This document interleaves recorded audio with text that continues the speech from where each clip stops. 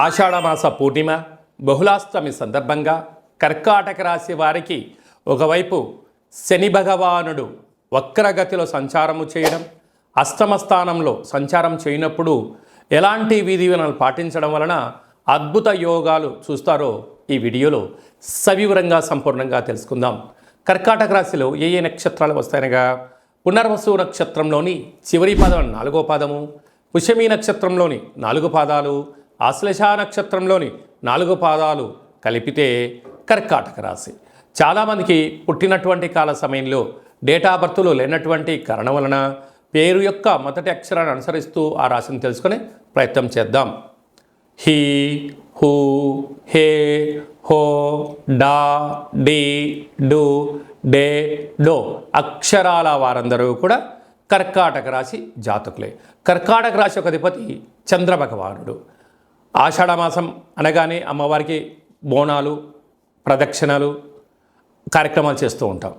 అదే కాకుండా తొలి ఏకాదశి పండగ, దక్షిణాయన ప్రారంభకాలం అనగా శని భగవానుడు ఒకవైపు వక్రగతి సంచార స్థితిలో ఉన్నప్పుడు వీలైనంత వరకు మౌనం, ధ్యానం, ఆధ్యాత్మికత, ప్రశాంతమైన వాతావరణము, ఆధ్యాత్మిక ప్రవచనాలు వినడం వలన మనసు ప్రశాంతత ఉంటుంది. ఆరోగ్యం కుదుటగా చూసుకునే ప్రయత్నం చేయగలగాలి. వేలకు భోజనం చేయండి, తగు వ్యాయామం చేయండి. వీళ్ళందరికీ ఔషధాలు వేసుకునేటువంటి దానికన్నా ముద్రలు, ఆసనాలతో పాటి ఈ మెడిసిన్ మీరు వాడగలిగినట్లయితే దేహానికి ఆ యొక్క ఔషధం కలిగి రోగం నిర్మూలన అయిపోయి ఆరోగ్యం మీ సొంతమయ్యే పరిస్థితి ఉంటుంది.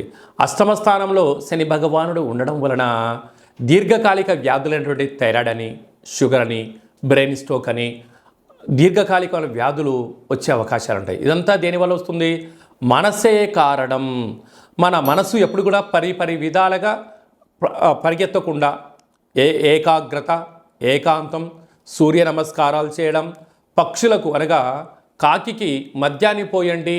ఈ యొక్క అష్టమ స్థాన శనిలో ఉన్నప్పుడు ఆ కాకి మహారాజు గారు ఆ మద్యాన్ని స్వీకరించడం వల్ల మీ కష్టాలు తొలగిపోయి వ్యాధులు కూడా తొలగిపోతాయని చెప్పి గమనించాలి. ప్రతిరోజు భోజనం చేసేటప్పుడు ఒక పట్టెడు అన్నాన్ని కుక్కకు మహారాజు గారికి పెట్టండి. సంచిత కర్మ, ప్రారబ్ధ కర్మ, ఆగమిక కర్మ కూడా నివారణ అవుతుందని చెప్పి గమనించాలి.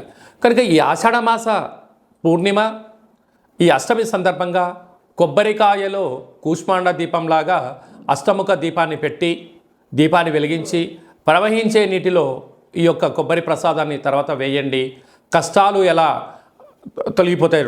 ఒక ప్రమిదలో ఆముదము, ఒత్తులు వేసి నూనె వేసి వెలిగించిన తర్వాత వెలుగొచ్చిన తర్వాత ఆ నూనె ఎలా తరిగిపోతుంటుందో మీ కష్టాలు కూడా ఐశ్వర్యానికి స్వాగతం పలికి కష్టాలను దూరం అవుతాయని చెప్పి గమనించాలి.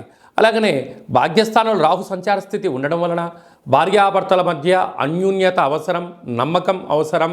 మూడో వ్యక్తులు ఏదైనా చెప్తే దాన్ని పట్టించుకోకుండా మీరు ముందుకు తీసుకెళ్లే ప్రయత్నం చేయండి. లేకపోతే అనేక ఇబ్బందులకు మీరే కేంద్ర బిందువు అవుతారు. అలాగే లాభస్థానంలో కుజగురు సంచార స్థితి ఉండడం వలన నూతనమైన గృహాలు, ఇంటి స్థలాలు, బంగారు ఆభరణాలు, ఎలక్ట్రానిక్ వస్తువుల కొనుగోలుతో గృహమే కదా ఆనంద జీవన విధానానికి మీరే కేంద్ర బిందువు అవుతారు అని చెప్పి గమనించాలి.